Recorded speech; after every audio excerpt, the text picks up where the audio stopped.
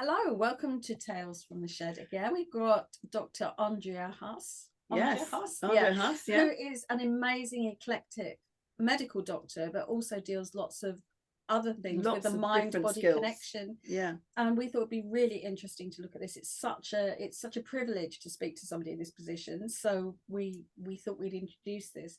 And one of the amazing tools that Andrea has is EFT, which I've been around and for a while and do teach people to do it to some extent, but it is such an amazing thing. So please tell us about EFT. Yeah. Well, I'd love to. So it's a fairly new tool, actually, over the last sort of 20 years or so, isn't it? Yeah. But it's based on traditional Chinese medicine and the meridians and the acupuncture points. And the Chinese, as you know, believed that energy flowed through these meridians, and if they became blocked by negative emotions and beliefs, then it could produce a physical symptom. So basically, with EFT, which stands for Emotional Freedom Technique, we are tapping. A lovely name, isn't it? We're looking yes, at symptoms, we're looking at emotions. I think just the name itself is great. Yes, freeing you of these emotions. Yes, absolutely. And basically, we are tapping on the end point of a whole range of meridians. So therefore, it gives you a much more holistic approach as well. And at the same time, voicing an emotion or a belief or an experience and helping to clear that. Which sounds really, really positive. And do you do this quite a lot with your clients? How do you do it? Do you do it with them in the room? Do you show them how to do it? Tell me how it works practically if I came to you. Yes, so well, I see clients face to face or via Zoom, and we will tap through maybe something, an emotion or a belief, and I will tap through with them, and we will change the phrase as we go along. We often scale the emotion. So let's say it was anxiety. If we start tapping on anxiety, I will say to them, so right now, if 0 is no anxiety, 10 is full-blown anxiety, what number would you give it? So we've got some sort of starting point. Yeah. And then I will ask them, just scan your body. Is anything physically coming up? You know, tightness in the chest, tightness in the throat, maybe butterflies in the tummy. Get them to give it a color and a shape. So again, they're ways of just scoring that anxiety and giving it a physical form as well. And we will tap through all what we call the aspects of that anxiety, what's causing it, what's specifically aggravated it, any experiences in the past. And we just tap through it until the anxiety slowly comes down. The physical symptoms start to change or settle, and also the shape and color may change as well. So we keep tuning into their physical symptoms and the shape and the color as we go along. Yeah, and I kind of think it's interesting, isn't it? Because I've been shown how to do this by a friend ages ago, and I think it's quite interesting, like the different, you kind of choose different points. So that's what, when people talk about tapping, because sometimes people only have no experience, what does tapping mean? And it is simply just, and you just kind of do this. Yeah, it's simply tapping on a point and then moving through the points at the same time talking. Sometimes I get the client to what we call ramble, and they will ramble at the same time as tapping, and they subconsciously start to clear the emotions and the beliefs around that experience they're having without even thinking about it. Yeah, I find it really interesting that I think people connect tapping with affirmations, with being positive. Today is going to be a brilliant day. I'm going to learn £1 million or whatever they do, because that'll solve their problems. But I remember Louise Hay describing it as, if you're going to sort things out, you have to clear out your clutter, and then when it's all clear, then you can start building. And I can remember her connecting EFT with, you should be not being negative, but this should be all of the problems, all of the and then we clear it. So I think people can be quite frightened about talking about their problems in case they make them worse, or compounds it. It's that whole law of attraction thing is, oh, Yeah. well, I'm saying these things and maybe that's what I'm attracting. So I think yeah. So the analogy I give to clients is that if you were to redo your lounge, you wouldn't shove all the old furniture in the corner and then decorate and then put in new furniture. You take all the old furniture out, you would strip the walls, you'd then paint the walls and then add in the new furniture.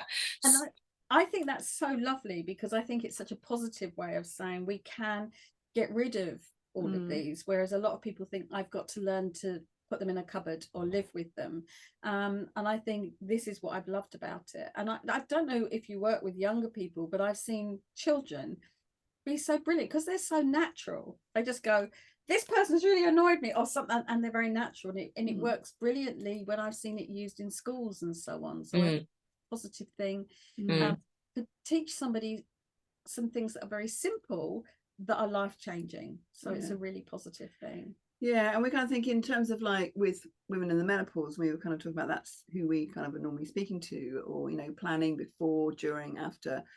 It's almost like, yeah, anxiety is a thing that comes up quite a lot, I think. Loss of confidence, you know, body image and things like that. And the way I've heard it described sometimes is you kind of voice the negative thing, but you start with, even though I'm fat and awful and overweight and dreadful, I still, you know, so it's like you acknowledge that there is that negative feeling, but then go on to kind of work with it.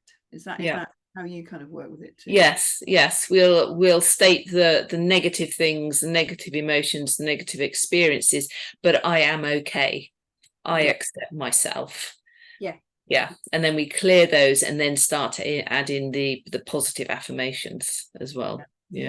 And it is something that people can, I guess, people come to you and you might then help them start them off and, you know, take them through that process. But if they wanted to then do it for themselves, to kind of back it up, to support it, you know, in between kind of appointments or things like that, is it quite easy to learn? Do you kind of also help your clients to do that? Yes, I give it as a self-help tool. When they initially come to see me, it's one of the first self-help tools I give them, just to tap round the points with not even saying anything, because it is a very calming technique anyway.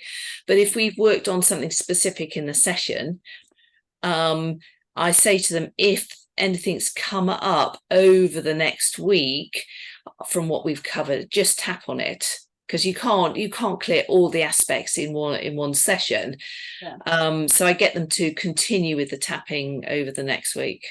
I think it's such an important, I wish they did just teach like just the simple tapping, and it's like a lot of simple things. I can do simple stuff in my house, like change a screw or do something. When it's complicated, I go and get help. But it's nice to know that it doesn't have to be all or nothing, that we have these little bits. I can do this and then I can get some help and do something a little bit deeper, which is really, really positive.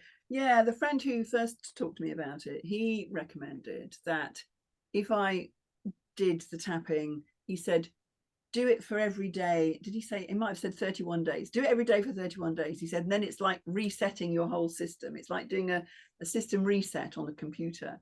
You know, do you think that is the kind of useful way to start?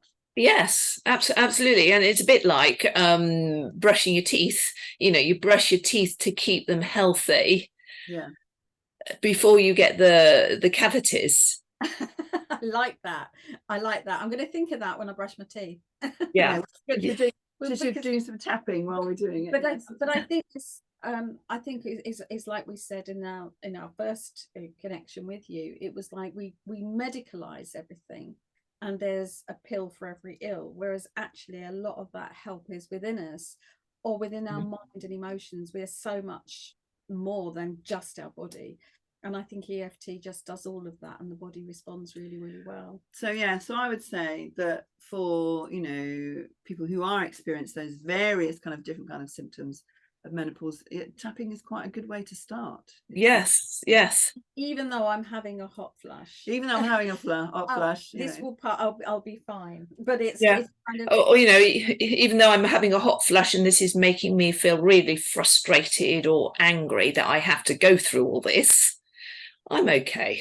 I'm okay. I'm okay. So I mean, that's a great one. If we Yeah. just take that one affirmation, Yeah. and that one tapping, Even though and I'm that's okay. yeah, that's really Okay. good. Brilliant. Well, thank you ever so much. We will speak to you again, and you're always interesting as ever. We could speak to you forever. Thank you. All right. Thanks, Andrea. See you then. Bye now. Bye now.